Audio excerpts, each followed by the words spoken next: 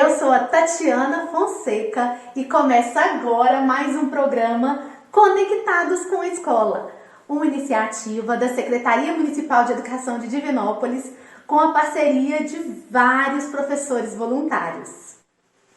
Bom, em nossa primeira aula de hoje, vocês irão ouvir a história A Casa Sonolenta. Uma casa sonolenta? Agora eu fiquei curiosa. Em seguida, a professora Pauline Paula propõe uma oficina onde aprenderão a confeccionar personagens da história. E para finalizar, vocês vão conhecer algumas informações sobre os diferentes tipos de moradias. Legal, né? Vamos conferir?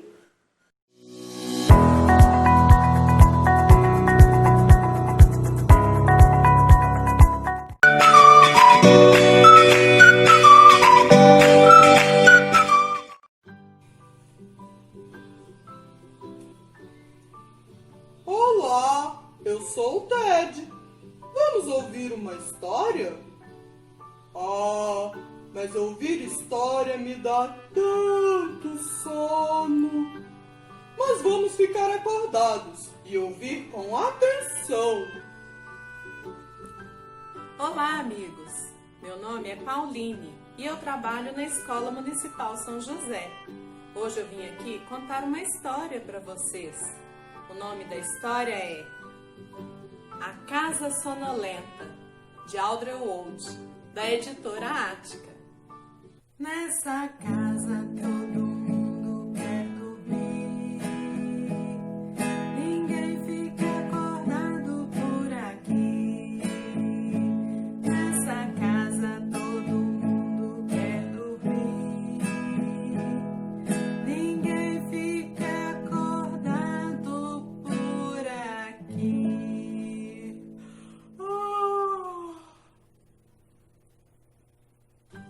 Era uma vez uma casa sonolenta, onde todos viviam dormindo.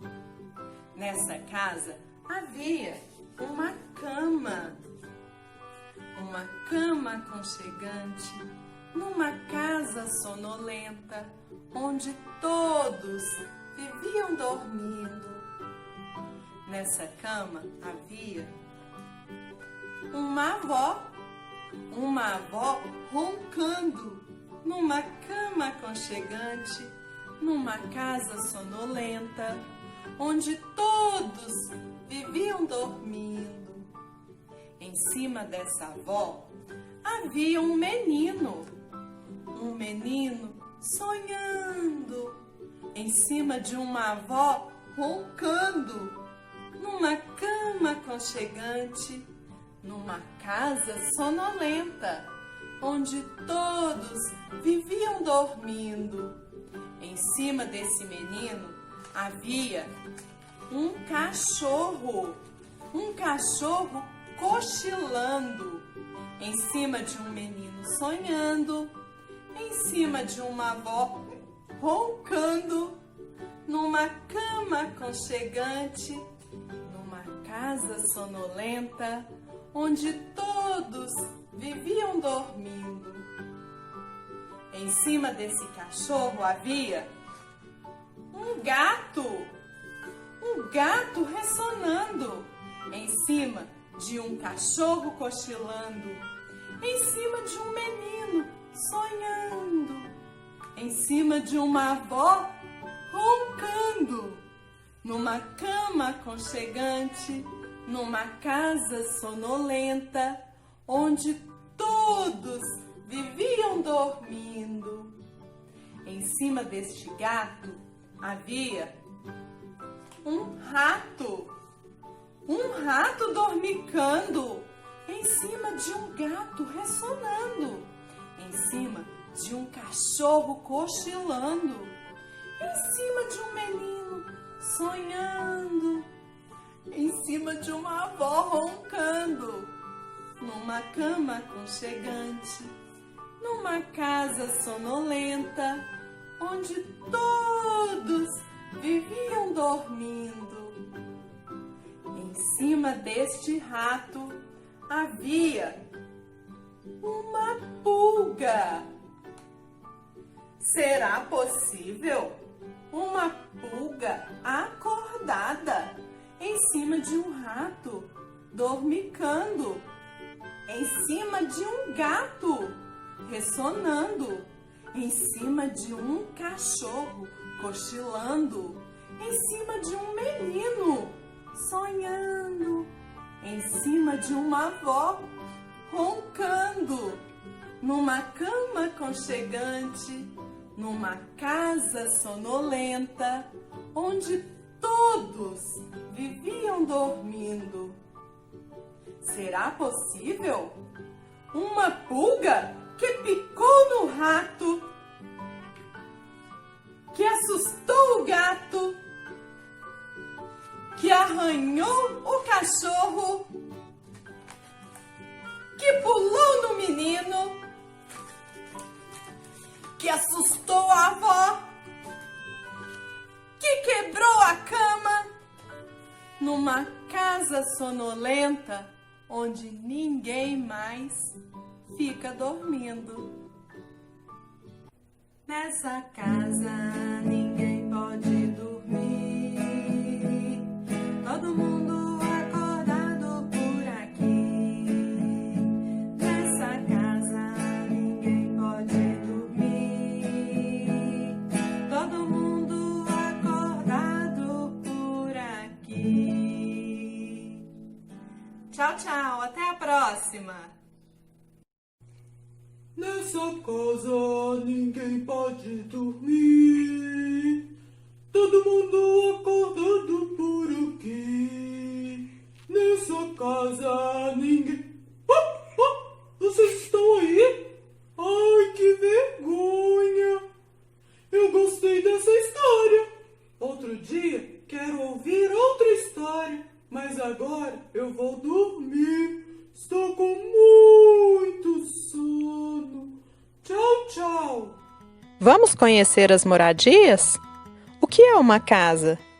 Desde a pré-história, o ser humano teve o instinto de criar diferentes tipos de casas para garantir sua sobrevivência. O espaço atua como uma proteção dos fenômenos da natureza, a chuva, o vento, o calor e o frio, além de servir como abrigo contra o ataque de terceiros. A oca é a moradia típica dos indígenas brasileiros, construída com troncos de árvores e palha. Não possui divisões internas e nem janelas. A casa de pau a pique é construída em diversas regiões do Brasil, principalmente no norte e no nordeste. A técnica consiste no entrelaçamento de madeiras, deixando aberturas que são preenchidas com barro. A palafita é a moradia construída em regiões com grande extensão de rios. São construídas sobre estacas e ficam sobre a água. Os iglus são moradias construídas em locais que apresentam baixas temperaturas encontradas nas regiões polares. São construídos com blocos de neve. A alvenaria é o método construtivo mais usado nas casas brasileiras. São construções que utilizam tijolos, areia, ferragem, entre outros. Os edifícios são construções formadas por vários andares na posição vertical. Os mais altos são muito comuns nas grandes cidades. Que tal confeccionarmos agora os personagens da história A Casa Sonolenta? Precisaremos de 7 caixas ou objetos de tamanhos diferentes para confeccionarmos os personagens. Precisaremos também de papéis coloridos, lápis ou canetinha, tesoura e cola. Vamos usar a caixa de sabão em pó para confeccionar a cama. Usaremos a própria caixa para fazer o seu contorno e desenhar o que falta da cabeceira da cama.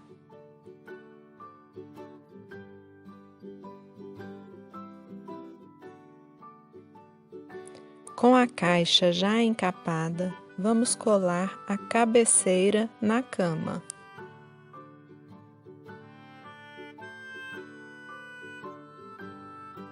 Usaremos uma caixa de fósforo encapada para fazer o travesseiro. Eu usei uma caixa de tinta para cabelo para fazer a avó. Com a caixa já encapada, vamos fazer o que falta. Primeiro, iremos fazer o rostinho da vovó, desenhando olhos, a boca, o nariz.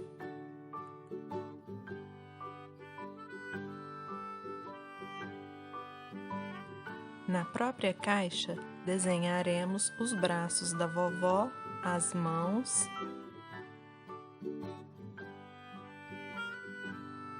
e as pernas.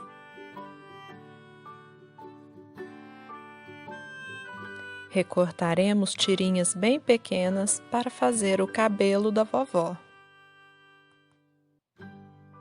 Agora é só colar o rosto da vovó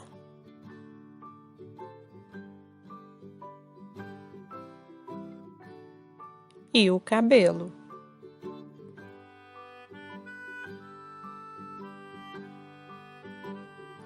Está pronta a avó da casa sonolenta. Com uma caixa de creme dental, eu fiz o menino da história. Encapei a caixa e numa tira de papel fiz o rosto do menino, desenhando olhos, boca, nariz e o cabelo. Não podemos esquecer.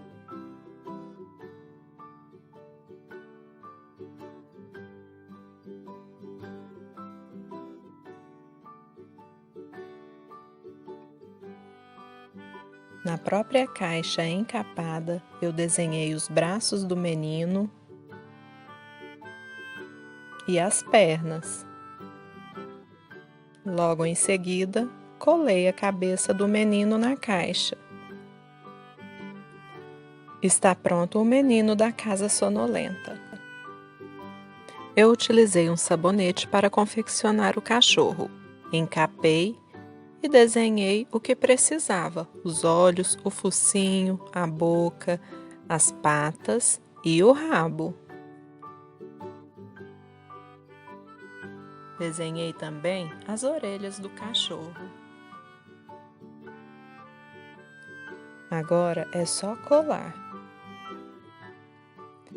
E estará pronto o cachorrinho da casa sonolenta.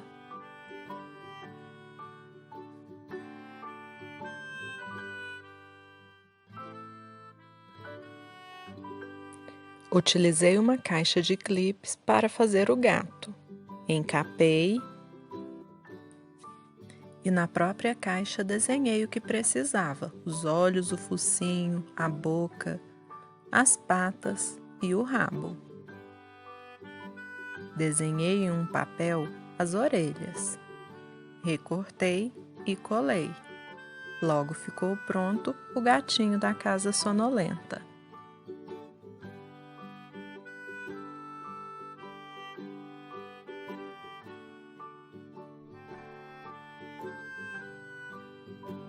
Para confeccionar o rato, eu utilizei uma vasilha de desodorante vazia.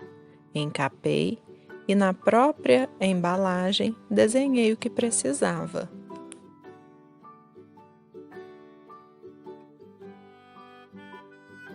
Desenhei também as orelhas do rato para recortar e colar.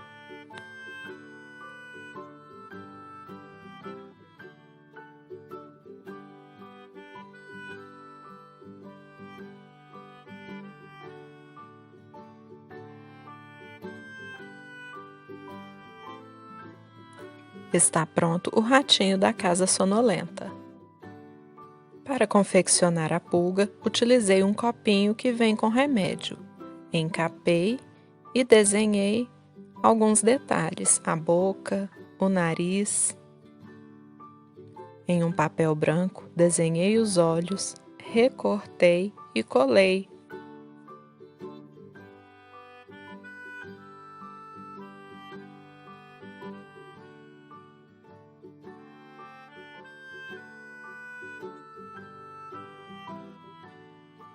Está pronta a pulga da casa sonolenta. Prontinho!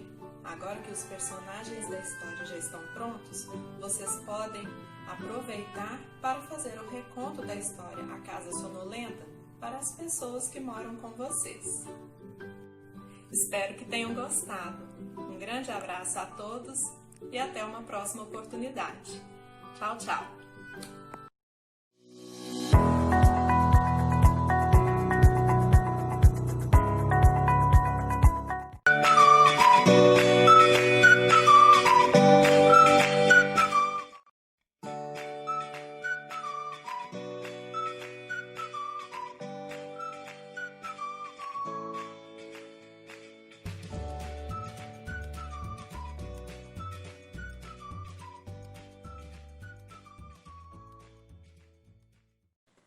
As histórias desde sempre encantam o mundo.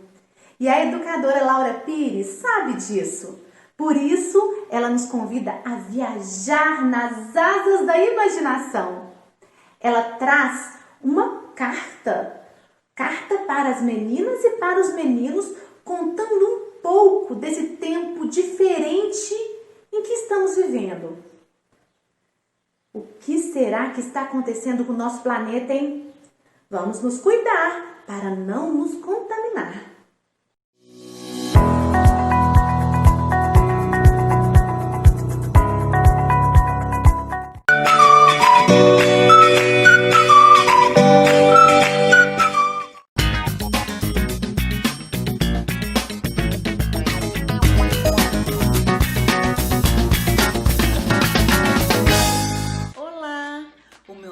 Laura Pires e eu sou contadora de histórias. Vocês sabiam que as histórias e a educação podem nos transformar em tudo o que queremos ser? Então se liga na educação, porque sempre é tempo de aprender e de viajar nas asas da imaginação. Para a história que eu vou contar surgir, eu vou precisar da ajuda de vocês, tá bom? Eu vou cantar uma música, fazer alguns gestos e vocês precisam fazer junto comigo, combinado? Então vamos lá, mãozinhas juntas e vamos começar. Abra a janela do seu coração, abra a janela do seu coração. Respire bem fundo e preste atenção. Funcionou! Olha! Mas o que será isso? Vamos ver? É uma carta! Deixa eu ver. Queridas meninas e queridos meninos, é uma carta para vocês. Querem saber o que ela diz? Eu vou contar. Vocês já devem ter notado que estamos vivendo tempos diferentes, não é mesmo? Também já devem ter ouvido falar no coronavírus, não é? E talvez vocês estejam percebendo que os adultos estão um pouco preocupados com esse assunto. E vocês devem estar pensando: o que está acontecendo com o nosso planeta?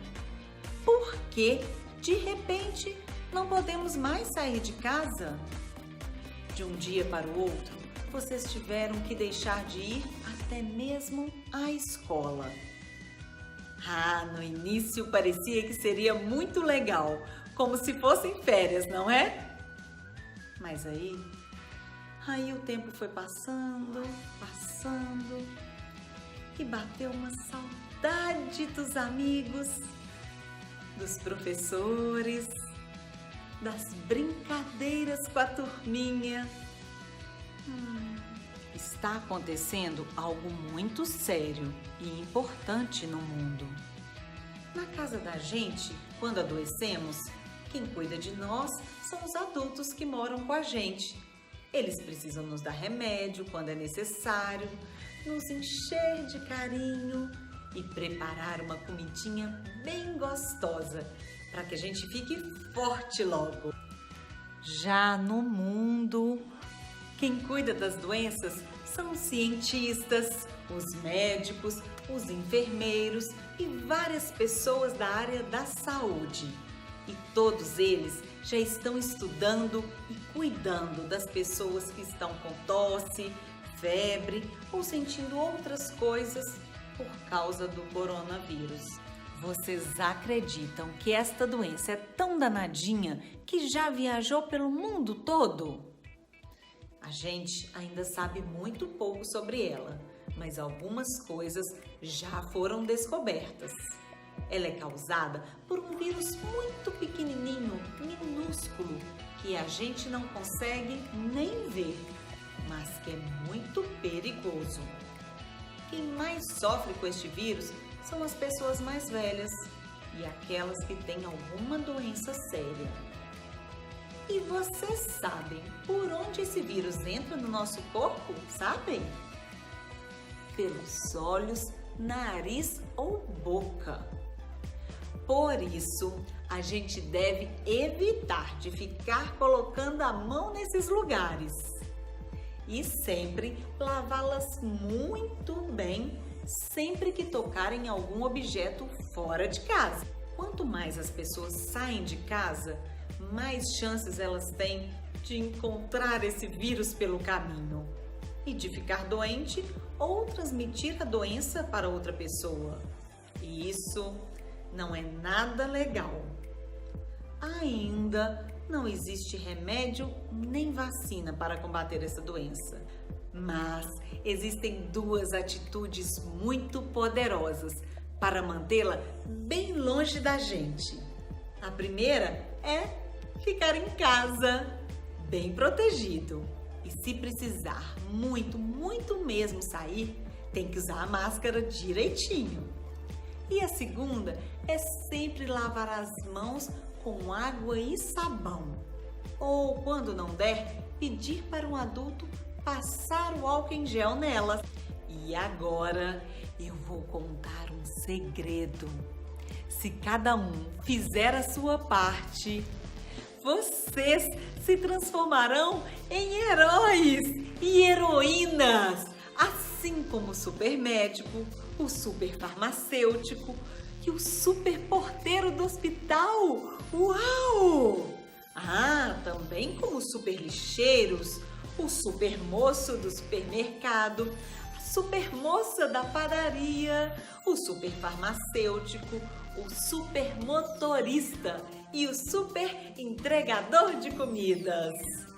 Eles não podem ficar em casa. Eles estão lá fora, nas ruas, nos hospitais, nos supermercados, nas farmácias. Eles estão lá por nós. E nós devemos ficar em casa por eles. Eu sei, às vezes dá uma vontade de sair de casa, de visitar o vovô, a vovó, os titios, os amigos.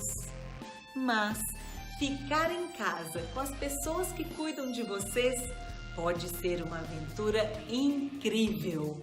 Pode ser também um momento importante para grandes mudanças, para que o mundo que a gente vive fique melhor. Vocês podem pedir para o papai, ou a mamãe, ou o adulto que cuide de vocês para contar histórias, ou para cantar uma música de quando ele era criança. Vocês podem fazer tantas coisas legais juntos.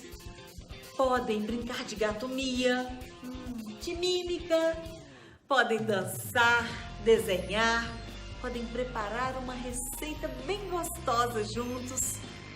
Podem descobrir uma maneira divertida de ajudar a lavar a louça e organizar a casa. Podem fazer massinha de farinha de trigo. E vocês podem brincar de faz de conta e imaginar um montão de coisas bem legais. Nesses tempos diferentes que estamos vivendo, vocês merecem toda a nossa atenção e amor. Aliás, são vocês, crianças, que mais entendem de amor. Ah, e os adultos, papai, mamãe, professores, cientistas e médicos, todos nós devemos também cuidar uns dos outros. Mas se você ou alguém da sua casa se sentir triste, com medo, nervoso ou sem paciência, procure um cantinho bem tranquilo. Respire fundo e lembre-se de que você tem superpoderes.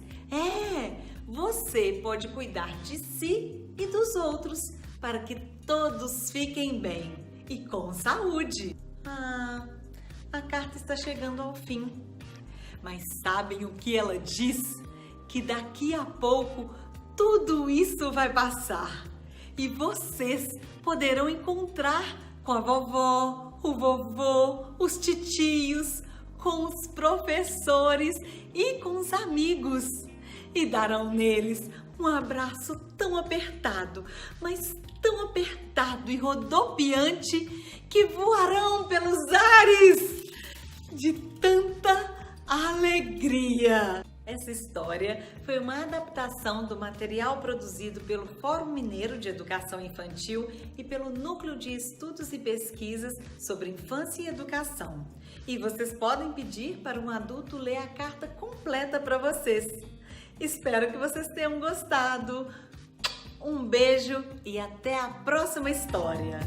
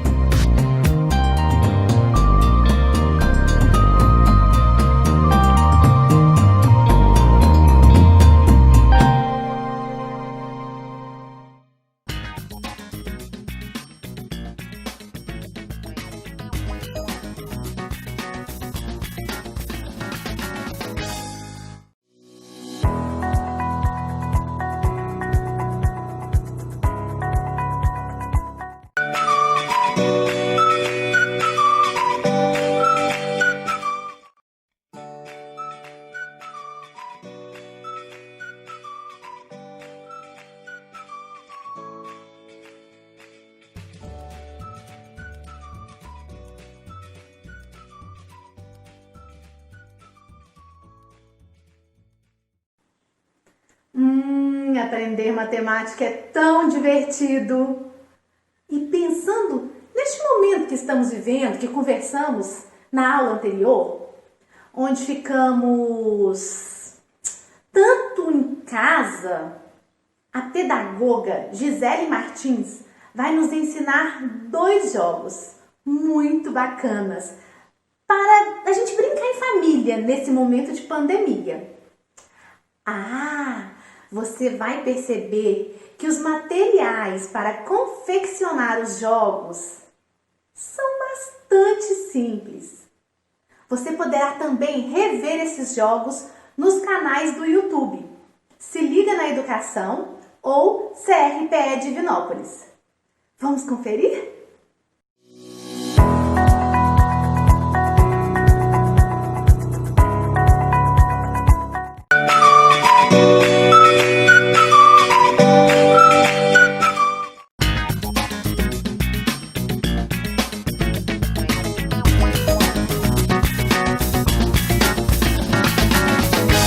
Olá, criança!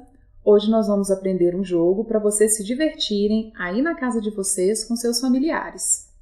Vocês vão precisar de cartões como esses aqui, numerados de 1 a 20. Para fazer esses cartões, utilizem 5 folhas de papel de qualquer cor.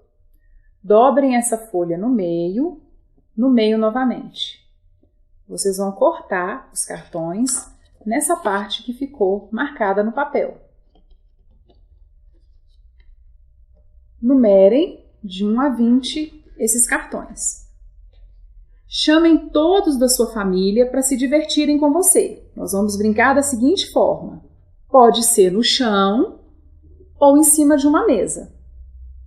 Distribuam os cartões na sequência, peça aos seus familiares para ficarem de costas e retirem um cartão dessa sequência. Reorganize os cartões, conte até 3 e peça aos seus familiares para virarem de frente para a mesa. Eles vão ter que descobrir qual é o número que está faltando na sequência numérica, ok? Quem descobrir o número que está faltando será o próximo jogador e vai fazer a mesma coisa que você já fez. Colocar o número de volta na sequência numérica, pedir aos outros familiares que virem de costas, retirar outro número da sequência, reorganizar os cartões, contar até 3, pedir que eles descubram agora qual que é o número que está faltando. Tem uma dica. Vale a pena retirar 2 cartões da sequência para tornar essa brincadeira ainda mais emocionante. Vamos lá? Vamos brincar? Eu vou ficar me divertindo aqui e vocês se divirtam aí. Até a próxima!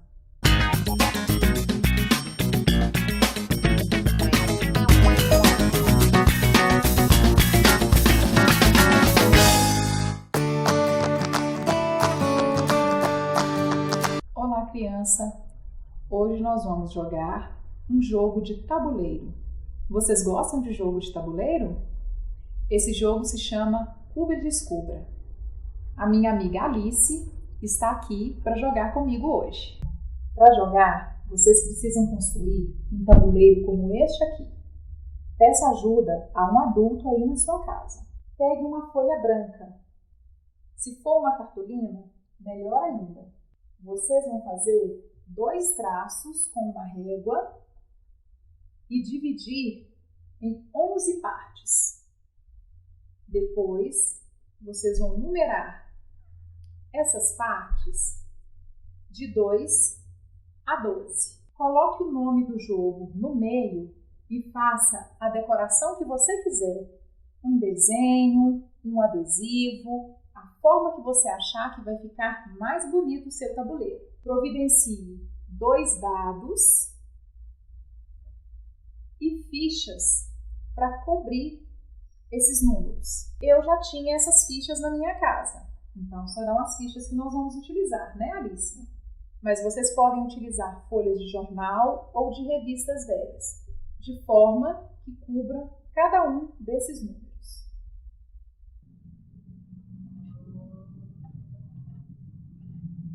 Tudo pronto? Vamos brincar. Chame alguém na sua casa para brincar com você. O tabuleiro vai ficar no meio da mesa. Cada um cobriu as fichas do seu lado. Cada um, na sua vez, deve lançar os 2 dados e fazer a soma dos números que aparecerem nesses dados. Vou começar, viu, Alice? 4 e 3. Fazendo a soma, 4, 3, 7. Eu preciso pensar onde no meu tabuleiro está o número 7 e retirar a ficha descobrindo este número. Agora é a sua vez de jogar, Alice. 4 e 3. Agora você tem que retirar a ficha que está cobrindo o número 7. Isso. Minha vez de lançar os dados. 6 e 4. 6 e 4, 10. 9, 10. 5 e 5. 10.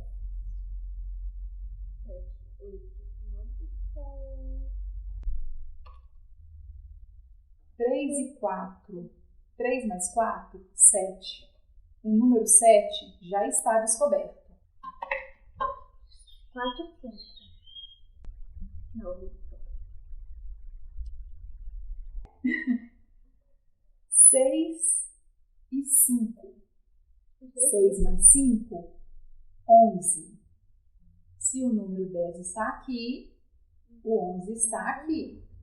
Vence este jogo quem primeiro descobrir todas as fichas de cima dos números. Eu vou continuar jogando aqui com a Alice, me divertindo com ela. Divirta-se aí na sua casa também. Até a próxima!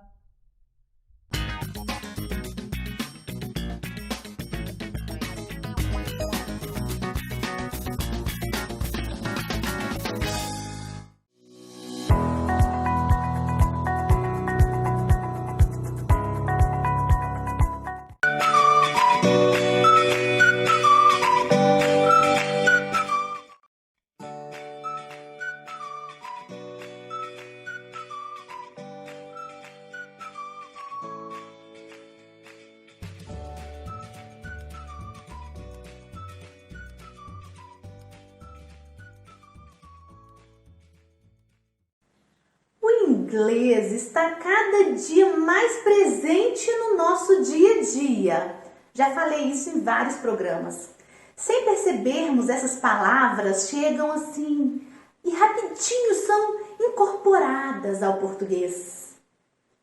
Que tal se juntarmos uma professora de português e um professor de inglês para discutir esse assunto tão interessante? Ah, essa ideia é boa! E o Ronei propôs um quiz para a professora Elisete, para saber se ela realmente está por dentro dessas palavras. Vamos conferir essa conversa?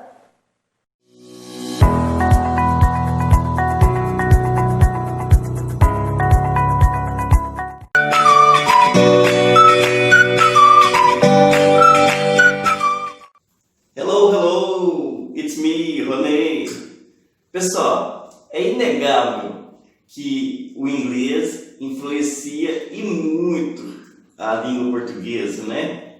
Cada vez mais estamos vendo palavras do inglês sendo usadas aqui no nosso dia a dia. E muitas vezes nós, os brasileiros, nem mesmo percebemos que estamos usando palavras emprestadas ou adaptadas do inglês. E para conversar sobre esse assunto tão interessante, eu chamei uma amiga minha, que é professora de português, a Elisete Vilela, que é uma professora muito competente e tem várias premiações aí com os alunos dela de redação, corrige prova do Enem, então não precisa nem falar muito, né, pessoal? Então, eu convidei a Elisete para a gente ver se isso é positivo, se isso é negativo. E também eu propus para ela um quiz, que é um joguinho de perguntas e respostas, para saber se a Elisete está por dentro dessas palavras aí. Porque muitas vezes, pessoal, se a pessoa não sabe o significado dessas palavrinhas, elas acabam até ficando um pouco perdidas aí nos comentários das redes sociais, não é mesmo? Então vamos lá ver se a Elisete está por dentro dessas palavrinhas? Então vamos assistir a aula. Hello, Elisete! Hello não, Ronei. Oi! Oi, tá bom, oi. Isso aí. Hoje a gente vai mesclar o português e o inglês, né, Elisete? Yes! E ó, tá vendo? Eu penso assim, Elisete, querendo ou não, as pessoas gostando ou não, o inglês está entrando na nossa vida de uma forma que não está tendo escolha, né? Você tem que acostumar com os termos em inglês, porque senão você acaba ficando por fora ou não entendendo alguns contextos. Você concorda comigo? Concordo, Ronei. E esse processo, ele é um processo antigo, né? Hoje a gente sofre muita influência da língua inglesa, mas houve um tempo que essa influência era da língua francesa, né? No início, há um tempo atrás, essa invasão de palavras da língua inglesa que a gente tem hoje era feita pela língua francesa, tanto é que a gente ainda tem hoje balé, abajur, champanhe, porque naquela época era esse o espelho que os brasileiros tinham, né? Como exemplo de cultura a ser seguida.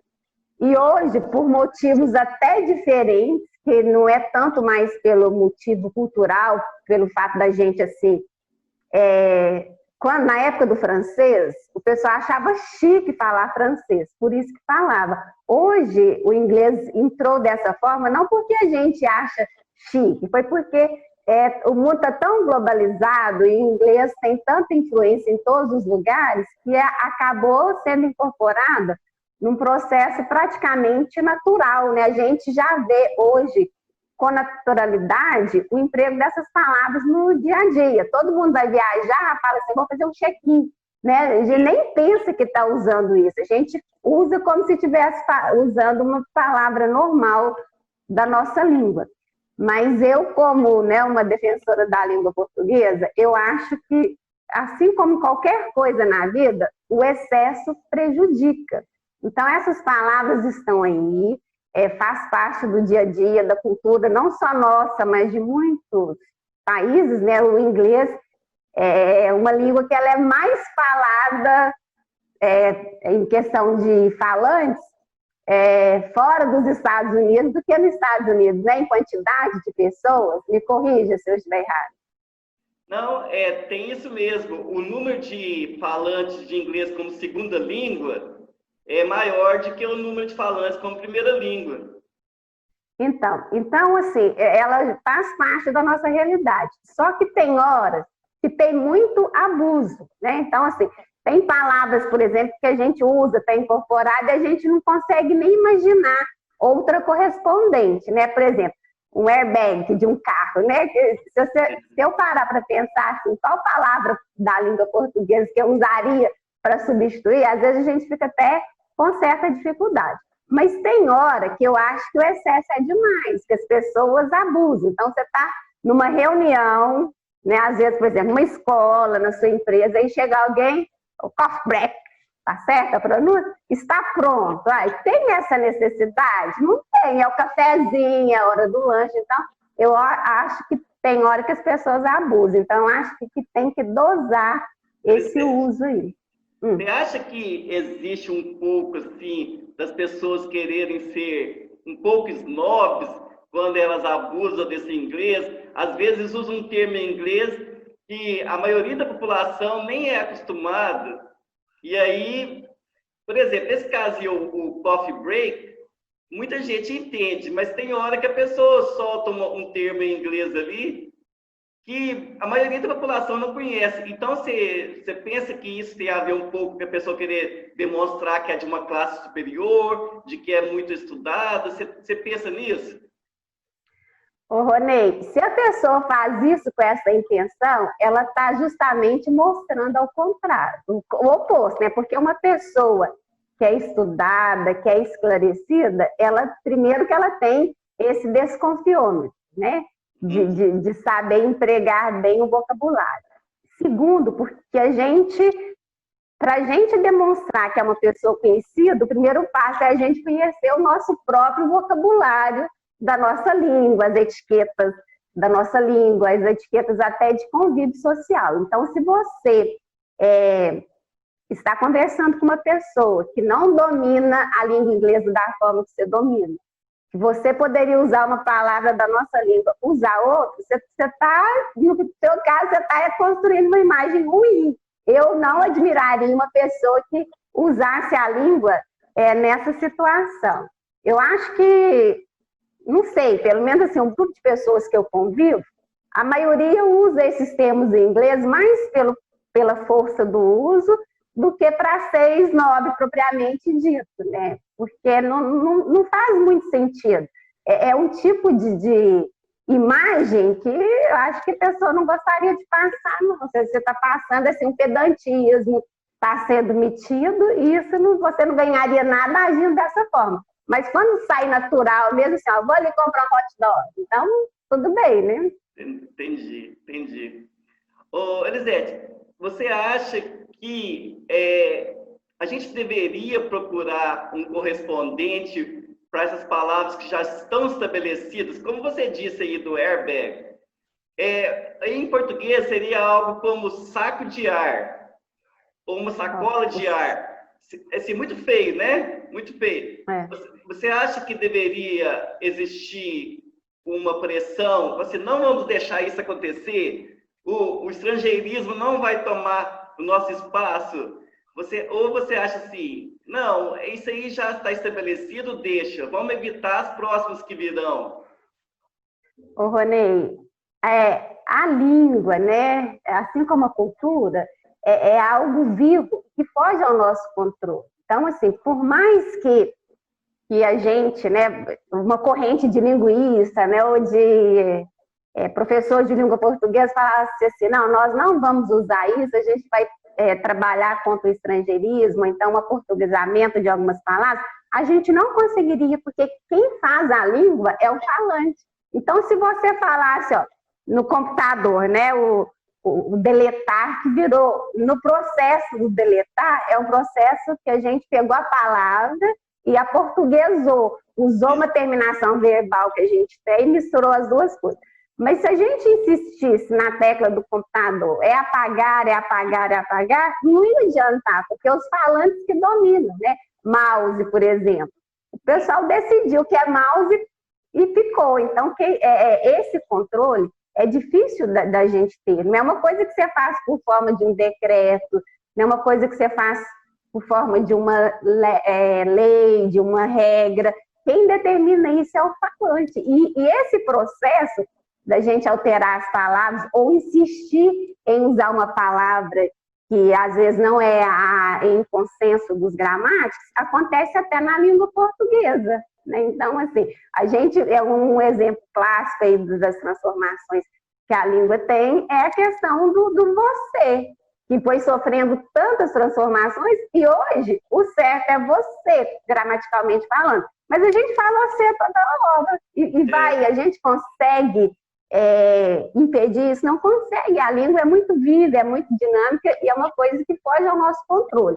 Agora, o que a gente pode fazer em determinadas situações, você vai escrever um texto, passar um recado, uma situação mais formal que permite você elaborar o texto, planejar antes, a gente dá preferência a algumas palavras que tenha correspondente em português e que fica legal, né?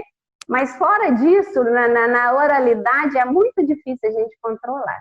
Uma corrente impossível, né, Elisete? É praticamente impossível, porque quem determina é o falante, não é a gramática em si. Entendi. Ô, Elisete, então, assim, eu gostaria de propor para você um joguinho, sabe? Você já citou várias palavras em inglês, eu estou achando que você andou preparando para essa entrevista. Aí eu quero testar várias palavrinhas aí que estão presentes no nosso dia a dia e a gente pode conversar sobre elas um pouquinho. Tá valendo? Então, um quiz. O quiz já é uma palavrinha em inglês. Um quiz é um joguinho de perguntas e respostas, né? Eu vou aceitar o jogo, Rony, mas eu já vou adiantando uma questão para você. Geralmente, essas palavras em inglês, elas surgem muito pela internet, pelas redes sociais, porque a gente não fala essas palavras porque a gente foi passear lá ou fez cursinho de inglês e domina o idioma, não. É porque no dia a dia a gente vai entrando em contato com essas palavras e acaba incorporando. Você vai jogar um videogame, as palavras estão lá em inglês, você aprende e acaba utilizando no seu dia a dia. Então, assim, eu não tenho redes sociais, viu? Não estou no Face, Instagram, nada disso. Não jogo videogame. Então, assim, pode ser que eu não pontue muito nesse joguinho, porque vai ser baseado só nos meus conhecimentos. Não, tem algumas que sim, tem algumas que não. Eu vou começar bem leve com você, Elisete. Inclusive, eu assisti sua aula, né, sobre fake news. Né? E o fake news já é um termo em português, não, sim, já é um termo em inglês que virou português, todo mundo está usando, né? Então, a palavrinha fake, o que significa fake? Fake é fato. é falso, né? Uhum.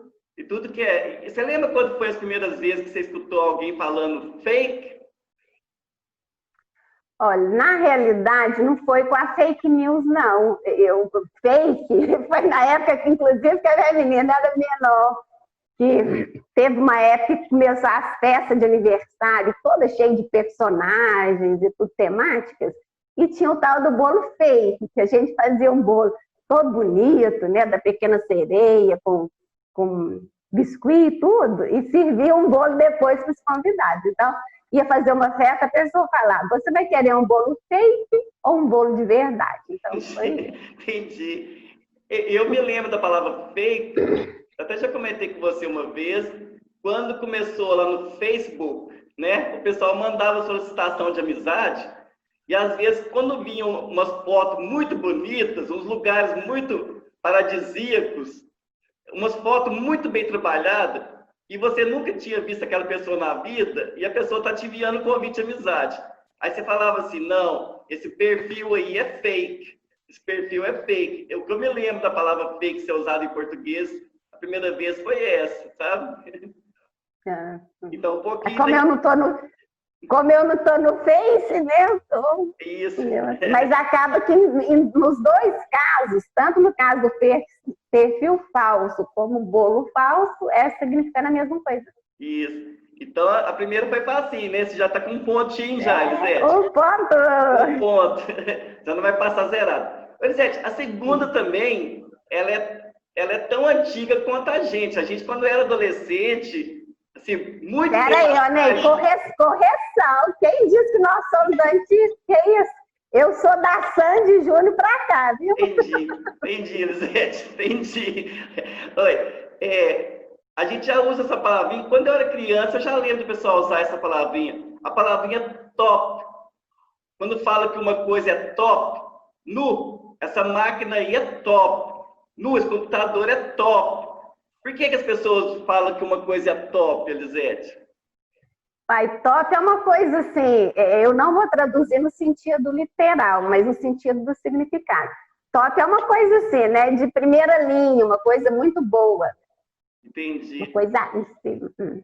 Eu não sei se eu te dou o ponto ou não, porque senão eu traduzi. Lógico que não. Mas aí, palavra, a gente tem que entender o significado, entendeu? Elisete, eu vou usar o seu critério. Pelos seus alunos, eu sei que você é bem segura com os pontos. Você não dá ponto fácil para os alunos. Então, não sei se eu vou... Não, mas eu avalio muito o conhecimento. Se ele demonstra para mim que sabe. Entendi. Então, por exemplo, numa situação de comunicação, se alguém falar essa aula foi top, eu vou saber o que significa. Que eles gostaram, que a aula estava legal. Então, ponto de novo. Ponto para você, então. Elisete, a palavra top, a primeira tradução que vem é topo. Topo, né? The top of the mountain. Não, em cima, topo. Então, topo. E também ela passou a ser associada com superior. Alguma coisa que está no topo. Então, ela é top, né? E aqui no Brasil, o pessoal fala a vogal de escorar, porque o brasileiro não aguenta uma palavra terminando com consoante, né? A não ser o R, o L, né? Mas, então o pessoal aqui no Brasil fala top, como se fosse duas sílabas. Mas a pronúncia em inglês seca, top, ok? Ok. Inclusive aqui em Divinópolis tem um evento, né? Top of Mind. Você já viu? Isso. Dos melhores, assim. Que fica no topo da mente, que fica de primeira. Quando se pergunta sobre alguma coisa, vem de cara. Quando você fala de calçados, eu não vou falar a marca, eu vou falar não, porque eles não quiseram patrocinar a gente, né? Então... Pois é, Ronei, só não pode confundir e achar que chifre é top, né? Fica em cima, mas não é top. Entendi. Não pode não dá certo não. Não pode. E é engraçado também, as mulheres começaram a usar a parte de cima da roupa também como top, né? Tem umas partes... Não, mas aí no caso não é topper, não? Com R, topper, ou não? Assim... Ronei. Vou usar um top. No inglês, eu acho que eu estou confundindo com o inglês. No inglês, às vezes, ele se refere, por exemplo, a blusa, a camisa, a blusinha feminina, como top, como a parte superior. Aqui que você veste no superior, a parte de cima. E olha, e deixa eu te contar uma coisa, Ronei, top, aí que demonstra a nossa idade mesmo, porque hoje é cropped. Cropped. É o cropped. É uma palavra em inglês também que está usada aí, que é aquele tricotado, né? Que é cheio de negócio, cropped. Não, cropped, a blusinha pequenininha, que na minha época a gente chamava de top, hoje está chamando de cropped. Ah, é porque o que eu vi de cropped... Mas vamos deixar que você entende de inglês, mas não entende de moda, então pula essa. Não, se você for para esse lado aí, você vai me derrubar, porque realmente eu sou fraca. Não, beleza. Então, eu vou ser bonzinho com você está com 2 pontos até agora, tá? Oba, 2. Vamos lá, no total de 13, hein, Elisete? Vamos ver. Elisete, durante essa pandemia, você está assistindo muitas lives? Ronei, não sou de assistir. Não? Não. Você não gosta muito, nem quando é um artista que você gosta? Não, aí quando eu assisto, aí já deixa de ser, porque eu assisto depois gravada, entendeu? Ah, entendi. Você não tem aquela emoção de estar vendo o artista ali, não live? Não tem, não sou de assistir live. Entendi. Mas o significado você sabe, né? É ao vivo, né? Ao vivo, ao vivo.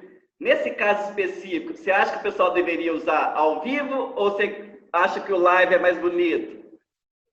Não, eu acho que nesse caso o live dá mais glamour ao evento, não dá? Gente, eu vou fazer um ao vivo, vou ver um ao vivo do... Quem aí que é seu cantor preferido? O Linkin Park. Vou assistir um ao vivo. Ele seria live mesmo, né? Porque não é brasileiro. Mas eu acho que o live aí cola bem, fica bacana. Entendi. Legal. Não, beleza. Então, comecei fácil demais, Elisete. Eu estou muito bonzinho com você. 3 pontos já. Os meninos vão falar que é marmelada, que a gente é amigo, que trabalha junto, que eu quebrei seu galho.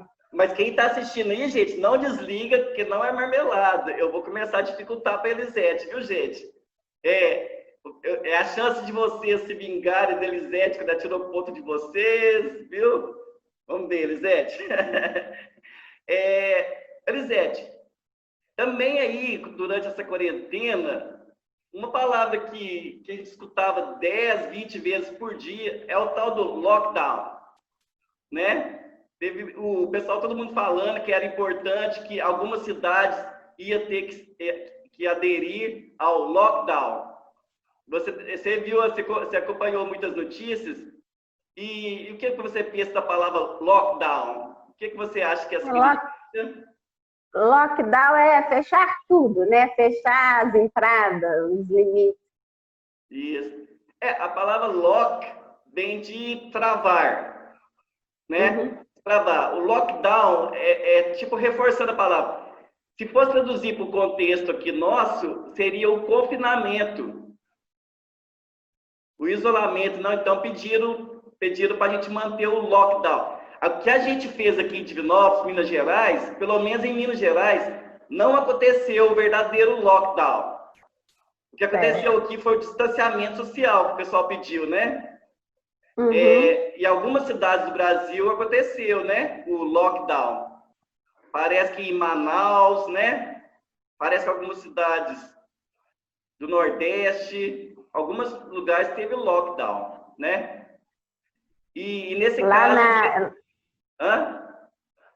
A primeira vez que a gente ouviu isso, inclusive, o vírus ainda estava lá na China, né? E tanto é que ele não se espalhou mais porque eles promoveram o lockdown na cidade em que o vírus se iniciou, né? Isso. Por isso eles tiveram tanto sucesso, né? Comparando. A gente não pode falar sucesso em termos de mortes, mas o número foi muito pequeno, né? Se comparado com sucesso em termos de prevenção, né? Assim, de virar uma pandemia algo mais... É verdade. Eles tiveram bem mais sorte que a gente aqui, né, Elisete, nesse sentido. 4 pontos! 4 pontos para você. Estou Lockdown. anotando aqui também, tá, Rodrigo? Oi? 4 pontos. Eu estou anotando os pontos aqui. Eu estou anotando. Elisete, então vamos ver então. E quando...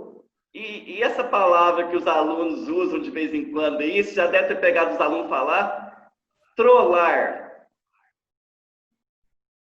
Ronei, trollar pelo sentido é criticar, fazer raiva, enfesar a pessoa. Ah, tá. Isso.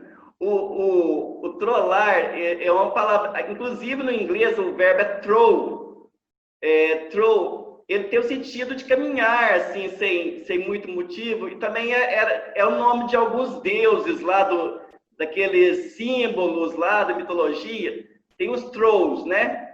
Mas esse troll acabou, o próprio pessoal da internet desviou o sentido da palavra troll, que não tem nada a ver com isso, mas tem a ver com isso, de provocar raiva, na internet, trollar é quando você vai lá e faz um comentário numa coisa só para atrapalhar a sequência de pensamento, quando você quer atrapalhar alguém que está apresentando ao vivo, muitas vezes o pessoal manda um comentário lá fazendo gracinha e o apresentador não dá conta de perceber que aquilo é uma provocação. Então eles falam, consegui trollar, trolei o repórter. Então é meio que, vamos dizer, sacanear, né? Uhum. E aí, vai ponto ou não? Vai ponto, ô, Ronei. E você viu que legal esse fenômeno da língua? A gente, é um outro exemplo de um caso que a gente pega uma palavra e coloca nela um jeitinho brasileiro, né? A mesma coisa, é igual quando a gente pega uma receita culinária de outro país e chega aqui, põe um temperinho nosso, um jeito, e acaba assim. Dialoga com o sentido original, mas atribui um significado além, né? Isso. Eu acho que se os americanos ouvirem a gente falar o verbo trollar aqui, eles vão ficar sem saber o significado da palavra totalmente, né? Vira nossa, né? Vira palavra nossa. Vira nossa. Uhum. Isso. Elisete, então você está com 4 pontos já, Elisete? 5, né? 5 em 5. Aproveitamento 100% até agora. 100%. Ô, Elisete, e aí, quando você era mais nova, você teve algum crush? Ronei, eu vou inventar uma palavra aqui agora. Eu não era muito de crauchear, não. Eu tive poucos, mas valeram a pena os que eu tive. O que você imagina, o que seria uma tradução do crush? Crush é tipo uma paquera, né? Seria uma paquera, pegando uma palavrinha do nosso tempo. Uma pessoa que você sai, um ficante, né? Nesse sentido. Elisete, eu acho que eu não vou te dar o ponto nessa. Por quê? Crush, muitas vezes, o seu crush, muitas vezes, nem sabe que você existe. O crush é aquela paixão imaginária. Os meus sabiam, correção. Você não me perguntou o significado, você me perguntou se eu tive. Eu tive e eles sabiam. Elisete, muitas vezes tem ali, é mais as meninas que usam, né, a palavra crush. Muitas vezes tem aquele menino que é o bonitão da escola e que todos os meninos gostam dele, aí elas falam assim, não, aquele é meu crush. Ele é meu crush. Ou, às vezes, um artista famoso. Agora, no caso dos coreanos, as meninas que estão assistindo a aula aí vão lembrar na hora do BTS, né? E muitas meninas colocam esses cantores como crush. O fulano é meu crush. Ele é meu crush. Então, muitas vezes, é aquele... Tipo um amor platônico. É aquele amor idealizado da pessoa perfeita, que a gente sabe que não existe, né, Elisete? Então... Oi? Eu aqui, ó, pessoa perfeita. Pessoa perfeita. Só que não. Elisete, não te conhecer, né? Então, Elisete, eu vou tirar seu Ronei, ponto. nem pouco, não, nem pouco, que eu acertei. Não, Metade, 4,5. não, Ronei, tem que ser justo. você tá tirando nem nem ponto seu, você já tá com 5, você tá querendo 4,5. Não, 5,5, porque eu acertei o sentido da palavra. Não, eu acho que você vai Porque perder. você não me perguntou o significado, você perguntou se eu tive frouxo. Foi essa pergunta que você me fez. Então, mas eu Vai. sei. Ronei, Mas tem quando eu que te ser perguntei- justa. Quando eu te perguntei o significado, você falou que era uma paquera. É, o estilo de uma paquera. E essas meninas que idealizam o cantor não fica paquerando ele de longe, não. Fica. Elisete, até Manda o final eu vou cartinha, decidir. escreve eu te amo. Não, pode pôr meio ponto aí, porque o professor tem que ser muito justo para dar nota. Você era uma aluna 5,5. Você era chorona por causa de ponto? Se eu achasse que eu tinha direito a ele, eu era. Eu corrigia as provas, somava pontinho por pontinho. Nossa, mãe, tá doido. Então, pessoal, até agora a Elisete está acertando quase tudo, né? Mas no segundo bloco dessa aula vão ter palavrinhas mais difíceis. Aí eu quero ver se ela realmente está assim por dentro, né? Então, eu vejo vocês na próxima aula. See you. Bye.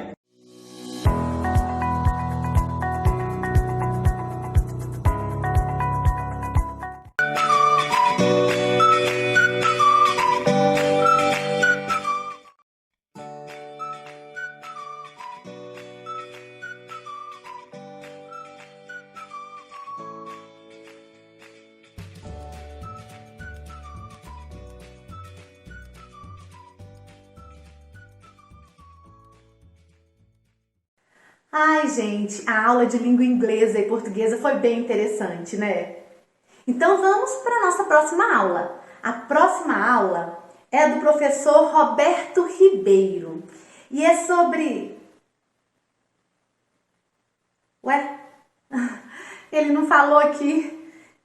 Tá escrito só matéria? Ué, mas será de qual matéria? Ah, já sei. Vou ligar para ele. Vocês esperam só um pouquinho, tá, gente? Alô? Oi, Roberto. É Tatiana. Então, eu estou aqui apresentando sua aula, mas sabe o que é? Que eu não sei de qual matéria. Hã? O quê? É sobre matéria? Então, mas qual? A matéria trata-se de tudo aquilo que ocupa lugar no espaço, o mesmo que volume, e apresenta peso, produto da massa pela gravidade. Alguns exemplos de matéria são árvore, bactéria, vírus, ser humano, ar, água. Tá. Eu já sabia. Eu só estava querendo confirmar mesmo. Obrigada, viu? E se arruma aí que você já vai pro ar. Bom, gente, então vocês já entenderam, né? Com vocês, uma aula sobre matéria com o professor Roberto.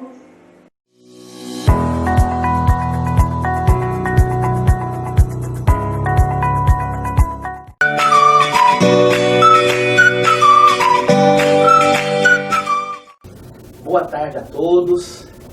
Mais uma vez, novamente, nós vamos continuar o assunto passado, que foi propriedades da matéria. Nós estávamos nas propriedades gerais e agora nós vamos para as propriedades específicas.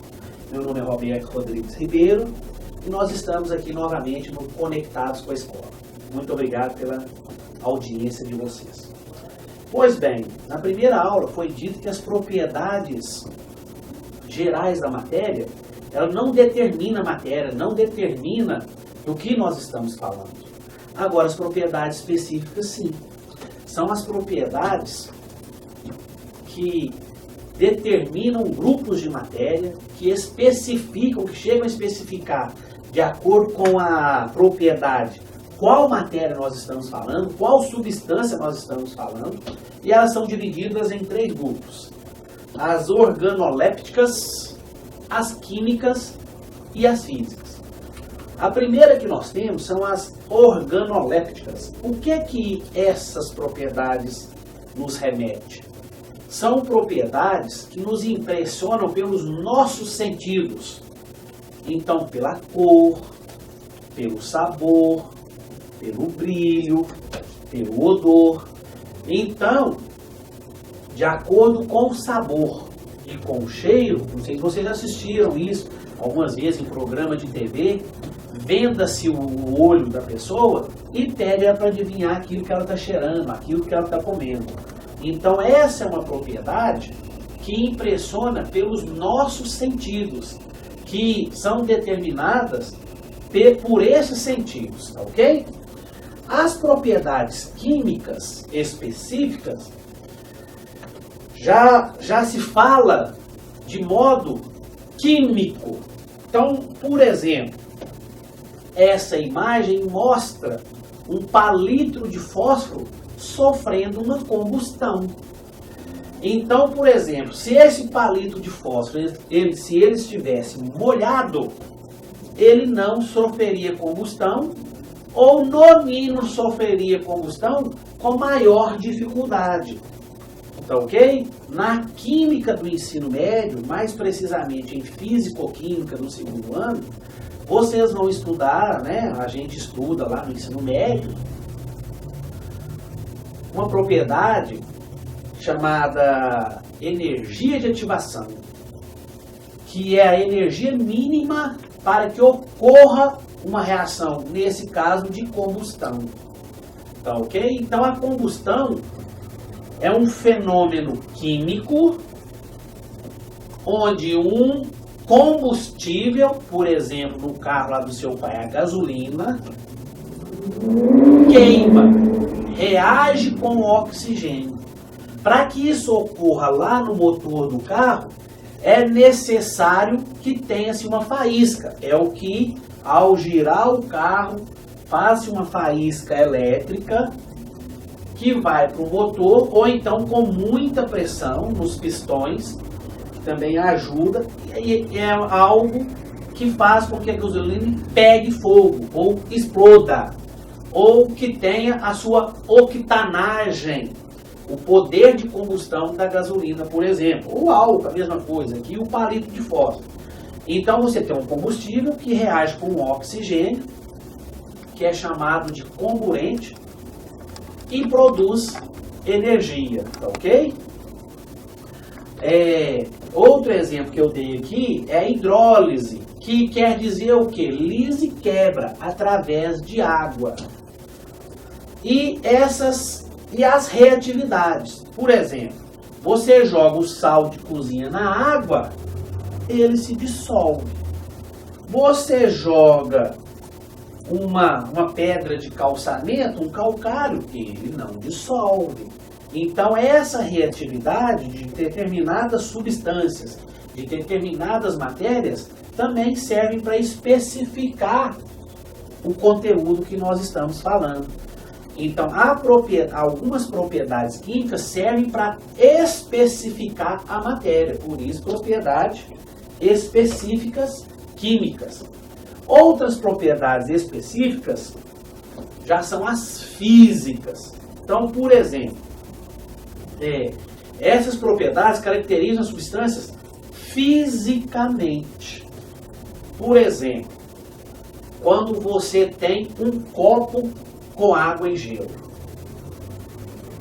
a temperatura, isso considerando uma pressão normal, que o gelo vira água, é 0 graus Celsius. E vice-versa. Vou até explicar isso daqui a pouco. Então, quando a água vira sólida, ou quando o gelo sólido vira água líquida, isso é chamado de ponto de fusão, que no caso da água é 0 graus Celsius. Então, as propriedades físicas, tem algumas que são específicas e que determinam a substância. No caso aqui em questão, a água é a única substância na pressão de 1 atm, 1 atmosfera, essa pressão que nós estamos aqui agora, ao nível do mar também, a água, muda de estado físico a 0 graus Celsius. Outra propriedade é a ebulição. É um outro exemplo de propriedade específica física da matéria. No caso da água em questão, ela vira gás. Então, a ebulição a 1 atm e a 100 graus Celsius, a água líquida vira água gasosa. Como a solidificação, a condensação, que eu vou explicar melhor um pouquinho esses fenômenos de transformações físicas da matéria. Então, como eu disse agora, ponto de fusão e ponto de ebulição, ou temperatura de fusão e temperatura de ebulição.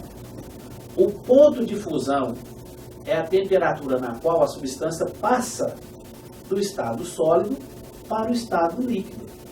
E ponto de ebulição é a temperatura da passagem do estado líquido para o gasoso. E vice-versa.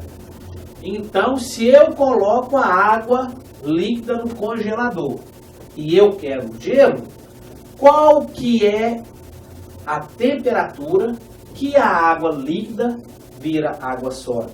0 graus Celsius. Ebulição é a mesma coisa. Se a 100 graus Celsius, considerando o ATM, a água líquida vira água gasosa, se eu pegar o gás e resfriá-lo a 100 graus Celsius, e 1 atm, que é unidade de medida de pressão, a água líquida, você terá água líquida. Então, repetindo, você tem água gasosa, chegou em 100 graus Celsius, você está com 120 graus Celsius, chegou em 100 graus Celsius, a água gasosa começa a se transformar em água líquida. Abaixou até 0 graus Celsius, ela é líquida. Tá ok? Então, ponto de fusão e ponto de ebulição é essa temperatura que muda esses estados. Fusão, sólido, líquido, líquido, sólido. Ebulição, gasoso, líquido, líquido, gasoso. Pois bem, como eu comecei a falar sobre mudança de estados físicos, você tem duas propriedades que alteram o estado físico da substância, ou da matéria, que é a pressão e a temperatura. Então, a variação de temperatura provoca mudança no estado físico. Isso é fácil você constatar. É o caso que eu disse agora, tirando o gelo lá do congelador, que vira água líquida e que vira água gasosa. Por que isso acontece? Alguém já virou para você e falou assim, ó, por que você não segura gelo? Você não consegue segurar gelo? Por quê? Porque o gelo queima. Então, muitos atletas, né, até nós que somos atletas amadores, está lá no final de semana, joga bola, tem uma contusão lá, pega e coloca gelo. Se você dormir com esse gelo em cima da sua perna, vai queimar. Por quê? Porque está acontecendo transferência de calor do seu corpo, da sua perna, da sua mão, para o gelo. Então, quando existe essa transferência de calor para a matéria, ela afasta as moléculas. Ela tende a separar as moléculas que estão presentes naquele corpo. Por outro lado, o resfriamento, ou seja, a retirada de calor.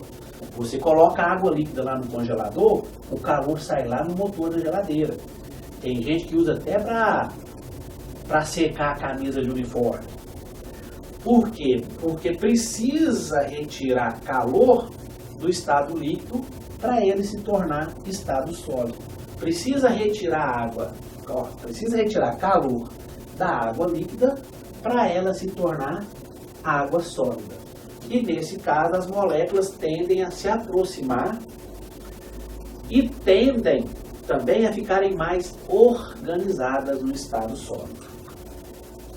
Então aqui nós temos um fluxograma de mudança de estados físicos.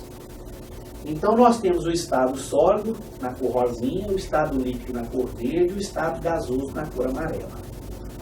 Então acompanhem comigo, por gentileza, primeiro nos copos, a fusão. A fusão nós temos algumas pedrinhas de gelo que se transformam em líquido. Depois do líquido, e nós temos uma chama embaixo deles.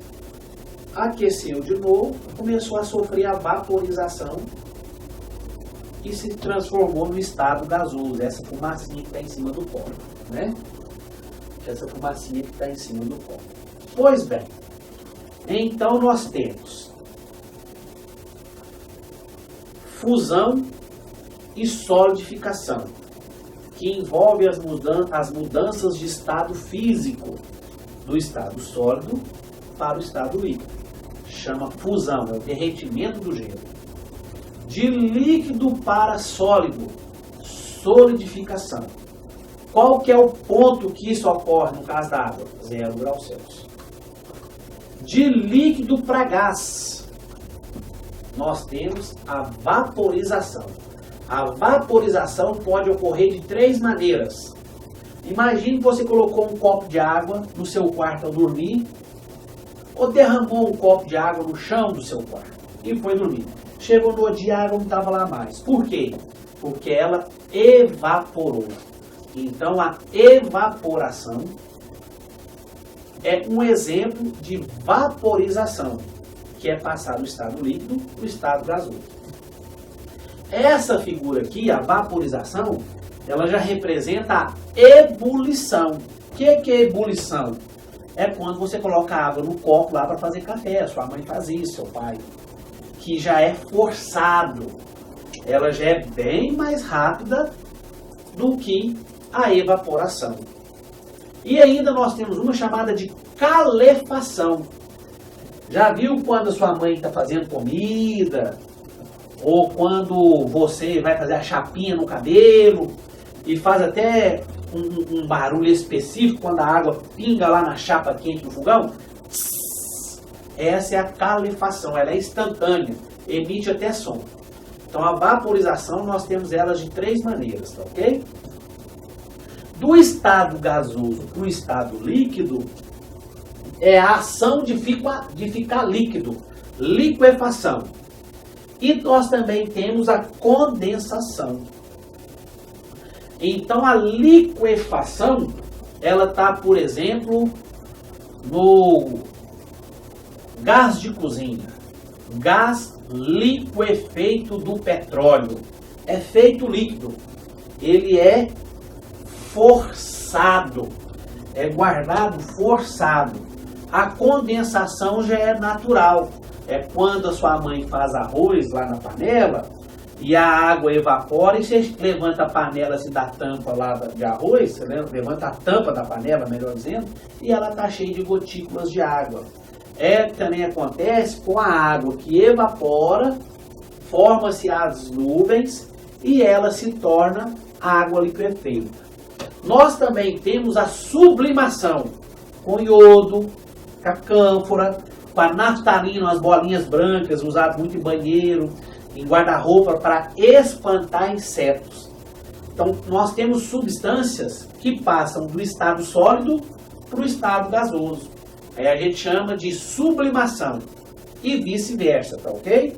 Alguns livros até trazem a palavra ressublimação, mas sublimação basta para passar do sólido para o gasoso e do gasoso para o sólido.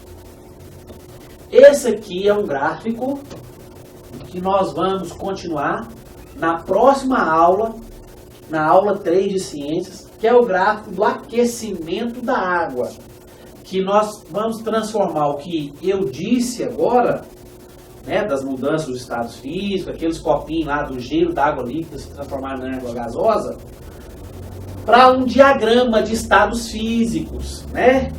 E vou falar também um pouquinho depois sobre substância pura e mistura. Um sistema homogêneo e um sistema heterogêneo. São assuntos da nossa próxima aula. Então esse gráfico nós vamos retomar na aula 3 de ciências na semana que vem. Muito obrigado pela presença de todos. Que vocês tenham bons estudos e que vocês continuem conectados com a escola. Um abraço a todos.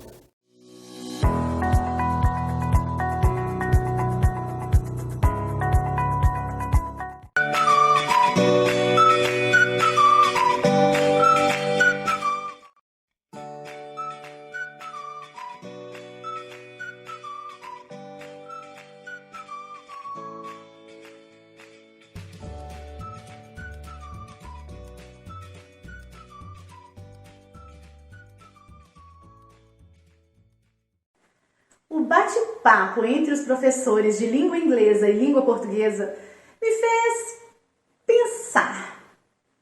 Somos todos iguais, mas somos todos diferentes. Diferentes, mas não desiguais. Ai, complicado, não é? Mas a vida é mesmo complicada.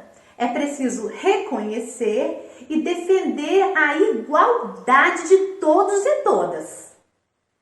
Mas é preciso também reconhecer e respeitar as diferenças.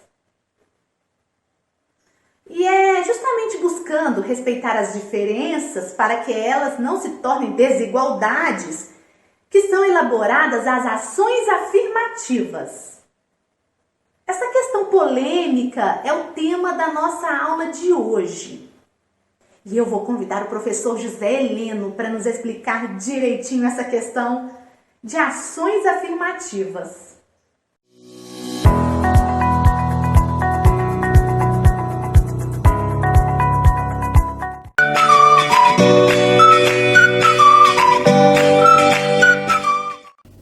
Ações afirmativas. Este é o tema do nosso bate-papo de hoje, né?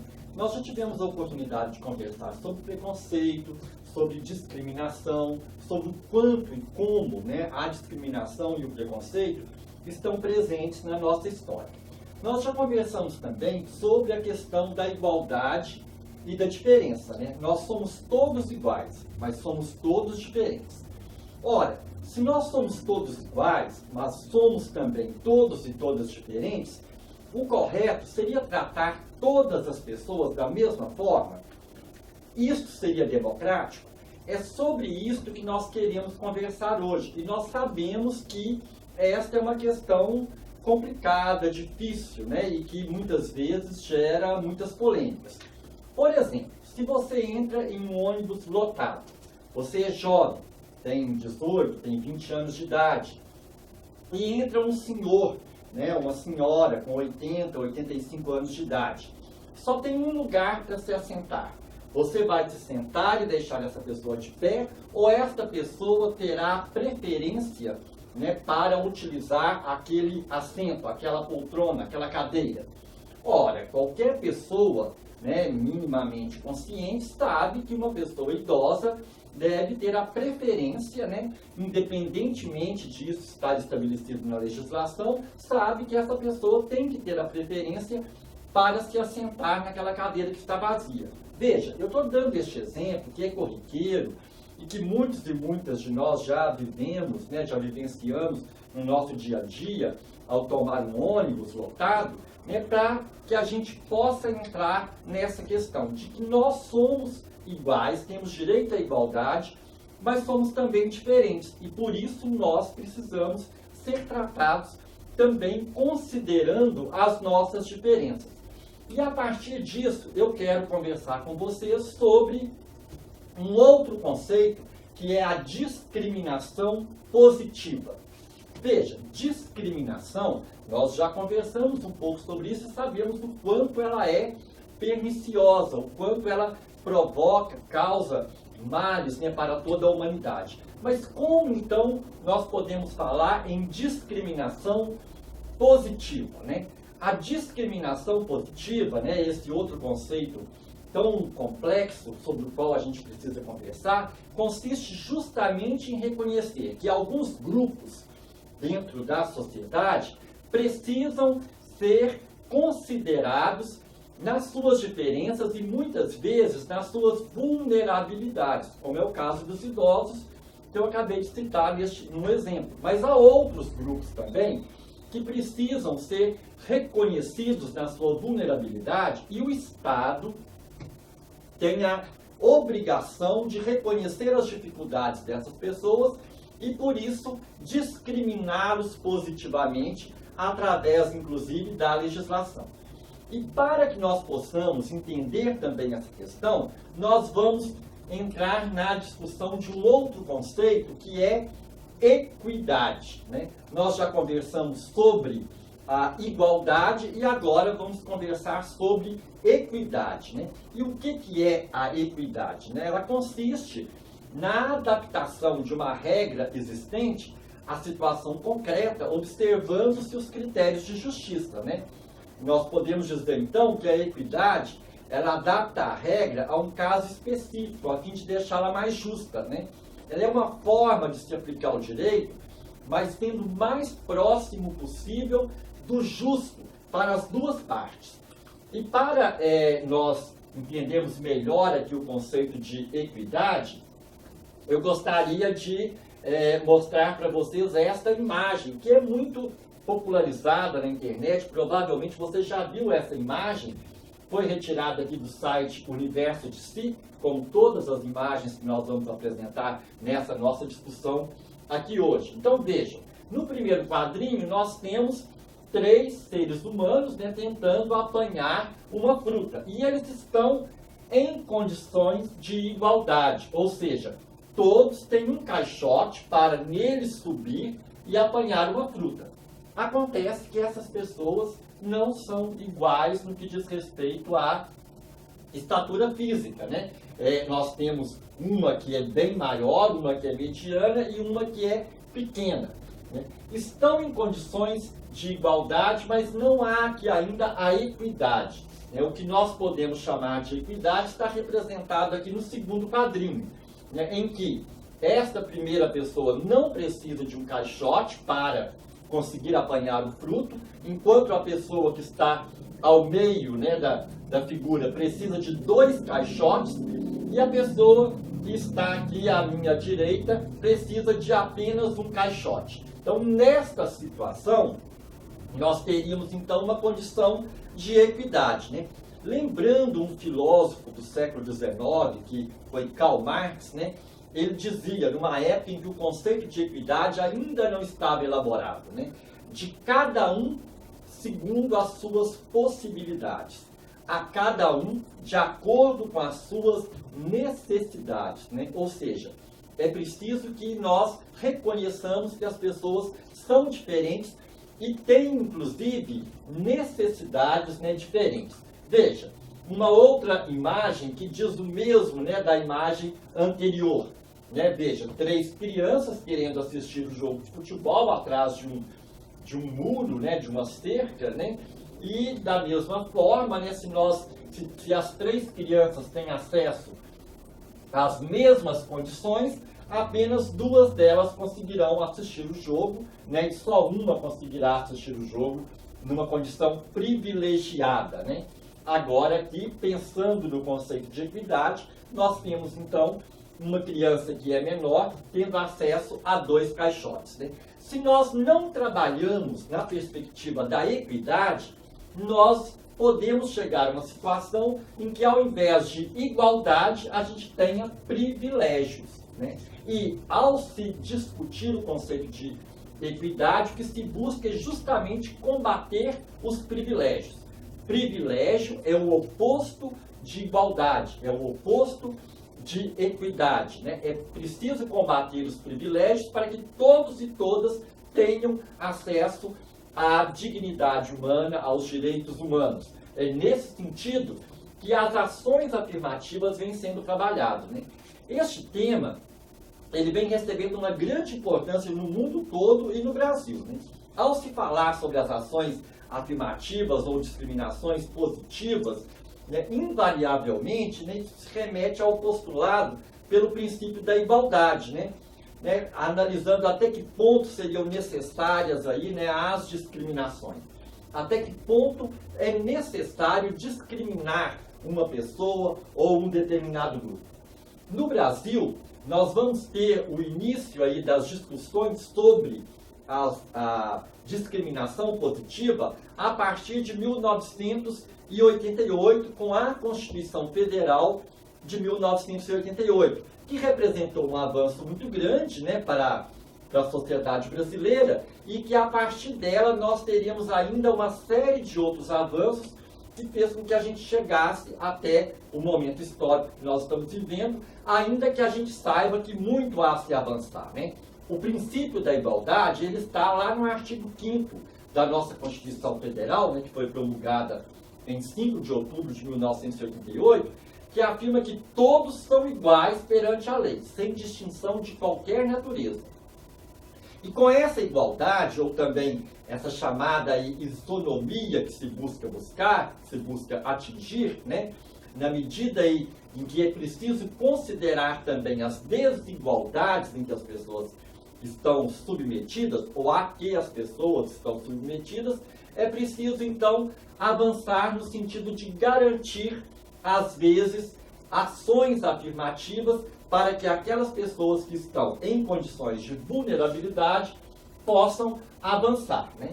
E as ações afirmativas, elas não surgiram apenas no Brasil. Veja, a primeira notícia que nós temos de uma ação afirmativa do ponto de vista legal é na Índia, em 1949, quando os grupos que lutavam aí no processo de descolonização, né, em relação ao Império Britânico, vão, ao fazer as novas legislações, né, do país, vão garantir aí alguns direitos para aqueles grupos que estavam em situação de vulnerabilidade social muito grande, justamente pensando em avançar no sentido de garantir a igualdade, né, a todos e todas na perspectiva da equidade. Nos Estados Unidos da América, na década de 1960, nós temos também uma série de ações afirmativas, né, nesse sentido. E na África do Sul, pós-apartheid, né, o apartheid foi o regime de segregação na África do Sul, que durou muitos e muitos anos, né, da década de 1950 até meados da década de 90, e após o apartheid, né, já no governo do Nelson Mandela, né, que foi o primeiro presidente negro da África do Sul, nós teremos também uma série de leis que vão caminhar nesse sentido aí das ações afirmativas, né? Agora, quando, né, ou a partir de quando que as ações afirmativas vão, de fato, avançar, né, aqui no Brasil, né? Quando que nós vamos ter aí esse avanço no sentido de que essa discussão seja feita e seja assumida do ponto de vista legal no Brasil? A questão das ações afirmativas no Brasil, ela ganhou mais destaque quando aconteceu aí a terceira Conferência Mundial contra o racismo, a discriminação racial, a xenofobia e a intolerância. Esta terceira Conferência Mundial, a qual eu estou me referindo, ela aconteceu na África do Sul, né, em Durban, na África do Sul, em 2001. Né? E durante esta Conferência Mundial, vários pesquisadores brasileiros, principalmente ligados ao IPEA, né, ao IBGE, revelaram, né, ao mundo todo dados que demonstravam aí uma grande desigualdade entre os negros e os brancos dentro da nação brasileira. Ou seja, uma grande desigualdade que mostrava, por exemplo, que entre os mais pobres estavam uma grande parte, ou a maioria, né, da população negra, né? E entre os mais ricos, nós tínhamos apenas brancos, ou quase apenas brancos, né? Além da desigualdade étnica, né, em relação ao acesso à água, em relação ao acesso a condições sanitárias e mesmo à alimentação. A partir disso, nós vamos ter uma série de medidas afirmativas no Brasil, buscando garantir que a população negra, que os mais pobres, que os indígenas, que as pessoas com deficiência viessem a ser tratados numa situação ou em condições de que eles pudessem atingir o patamar da igualdade, dentro da perspectiva da equidade, né, tal como nós conversamos já anteriormente. Essa discussão, ela atingiu também a realidade escolar, né? Uma questão que você provavelmente passou aí pela escola nos últimos 15 anos, 20 anos, ouviu discutir muito, foi sobre a questão da cultura afro nas escolas, né? Em 2003, foi promulgada uma lei, que é a Lei 10.639, né, em janeiro de 2003, que tornou obrigatório o ensino da história e da cultura africana e afro-brasileira nas escolas. Por que isso, né? Porque nos currículos escolares brasileiros, a história da África e a história da cultura afro-brasileira muitas vezes era esquecida, né? Muitas vezes os livros didáticos, por exemplo, apresentavam a população africana apenas a partir do momento em que aqui chegava já escravizados e não falava mais nada a respeito dessa população e dessa cultura após a abolição, como se os africanos e africanas fossem naturalmente escravos. E isso não é verdade, é uma longa história anterior, né, uma longa história, uma questão cultural muito grande, muito rica, que precisa ser estudada por nós. Uma outra questão que também faz parte aí das ações afirmativas é a Lei 11.645, né, de 2008, que no mesmo estilo da lei anterior, né, a qual eu fiz referência, torna obrigatória o estudo, né, a presença aí da história e da cultura indígena nos currículos escolares.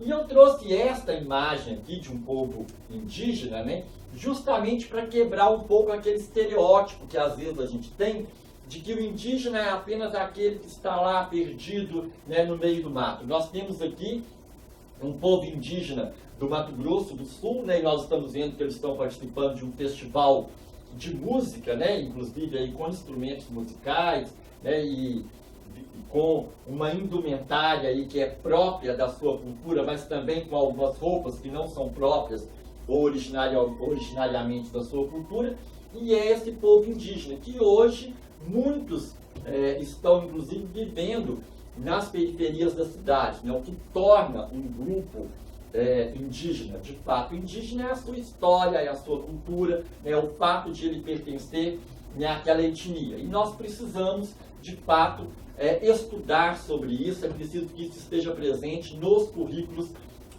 escolares.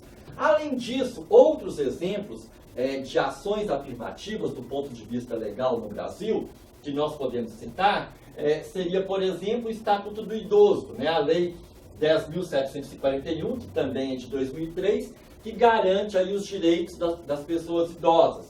Em 2010, nós temos o Estatuto da Igualdade Racial, a Lei 12.288. Em 2011, nós temos o Plano Nacional dos Direitos da Pessoa com Deficiência, através de um decreto presidencial, que é o Decreto 7.612, que garante aí, então, né, os direitos das pessoas com deficiência, por exemplo, a mobilidade urbana, por exemplo, há uma cota aí nos concursos públicos e também nas condições de trabalho, né, para as grandes empresas, por exemplo, vão a partir daí ter que contratar um percentual de pessoas com deficiência, porque o Estado reconhece que essas pessoas têm mais dificuldades de acesso, por exemplo, ao mercado de trabalho, né? Então, será que este nosso bate-papo, essa nossa conversa, contribuiu para que você possa pensar um pouco mais sobre o conceito ações afirmativas? Que os desiguais precisam ser tratados como desiguais? Complicado, não é? Mas para fazer mais um esforço, nós vamos pensar aqui na realidade escolar com esta outra imagem que talvez você já conheça também da internet ou mesmo dos livros, né? Nós temos aqui um professor sentado-se à mesa e nós temos aqui, né, os seus alunos, né? Um pássaro, um macaco, um pinguim, um elefante, um peixe, uma foca e um cachorro, né? E o professor diz: para uma seleção justa, todo mundo deve fazer o mesmo exame. Por favor, subam naquela árvore. Esta é a tarefa, então, que o professor, né, atribui a todos os seus alunos, né, a mesma tarefa para todo mundo, e ele faz isso em nome da democracia, né? Buscando uma seleção justa, todo mundo, então, deverá cumprir a mesma tarefa. Ora, é óbvio que dois entre os animais aqui, né, aliás, três entre os animais aqui, o pássaro, o macaco, né, terão maior facilidade para subir a árvore. E talvez, acho que só mesmo os dois, né, o pássaro e o macaco, os outros não conseguirão subir de fato nesta árvore, né? Veja, É nesse sentido que nós estamos falando que é importante que nós tratemos os desiguais considerando as suas desigualdades, né? Porque uma coisa é ser diferente, outra coisa é justamente a desigualdade. Nós precisamos respeitar e valorizar as diferenças para combater as desigualdades. É preciso reconhecer a desigualdade para que todos e todas tenham, de fato, direito à igualdade.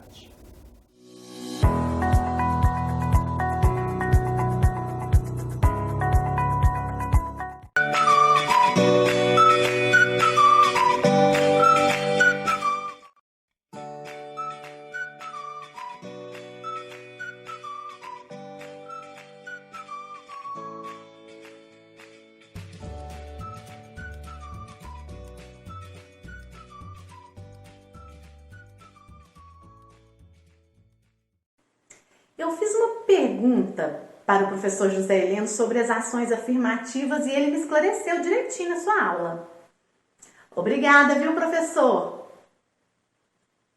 Gente, por falar em pergunta, vocês sabiam que as perguntas movem o mundo? Estão vendo? Acabei de fazer outra pergunta. É por isso que formular perguntas é algo tão valioso. Uma atividade mental que exige esforço para que a pergunta realizada nos conduza a avanços. Pensando nisso, quais perguntas devem ser realizadas em tempos de aulas remotas? Quais são desnecessárias? Bom, a professora Julieta de Souza vai nos esclarecer direitinho essa questão.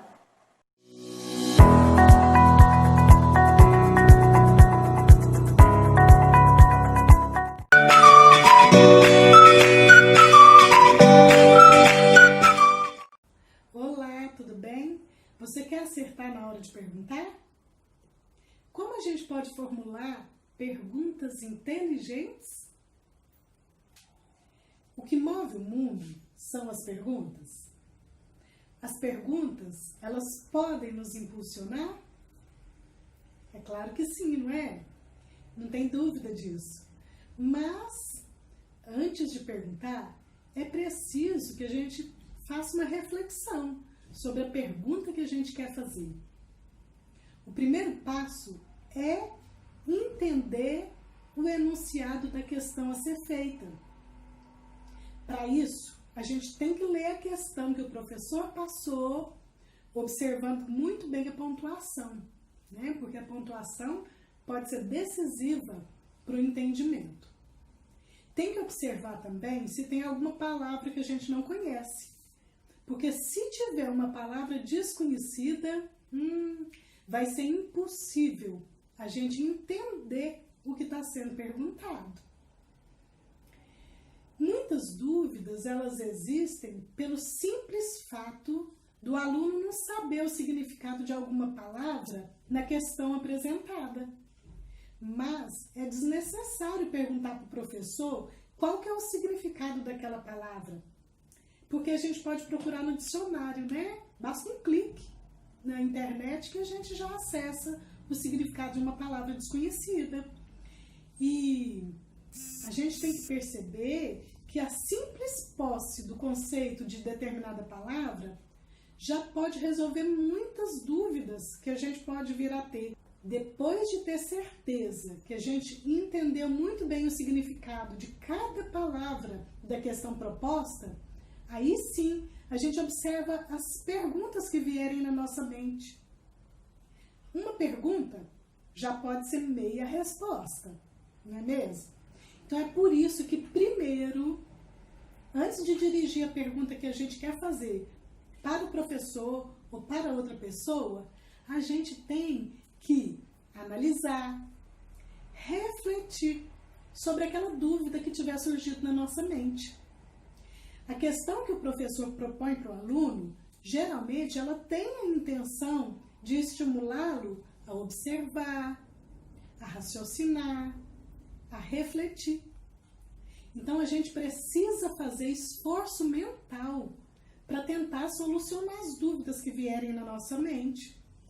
E é só depois desse esforço mental, aí sim, é que a gente percebe a pergunta que realmente precisa ser feita para o professor ou para outra pessoa que estiver ajudando a gente numa tarefa escolar.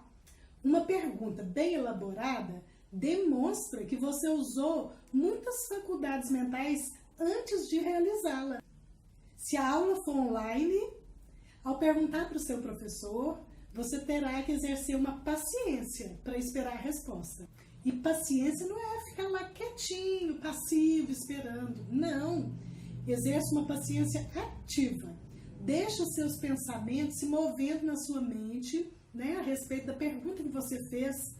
Enquanto você aguarda a resposta, perceba que exercer essa paciência ativa, ou seja, deixar sua mente articulando aquelas dúvidas e os conhecimentos que você já tem, isso vai te ajudar a aprender muito além do que foi proposto na questão pelo professor.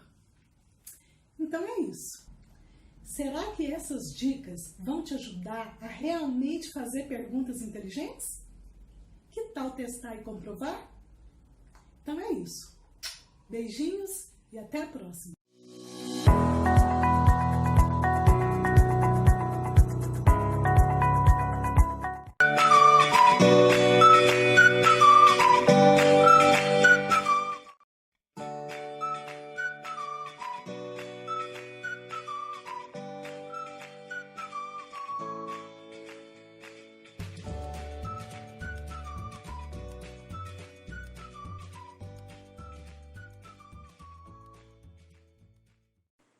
Eu fiz uma pergunta para o professor José Heleno sobre as ações afirmativas e ele me esclareceu direitinho na sua aula.